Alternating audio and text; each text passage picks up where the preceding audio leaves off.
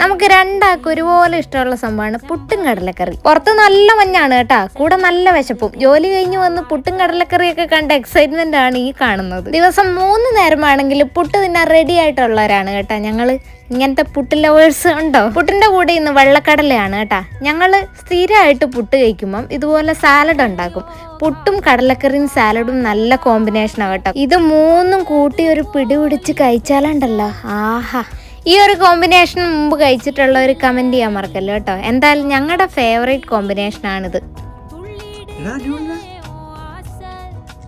എന്ത് ഫുഡ് ഉണ്ടാക്കി കൊടുത്താലും ഭയങ്കര സന്തോഷത്തിൽ കഴിക്കുന്ന ഒരാളാണ് കേട്ടോ അമലേട്ടൻ.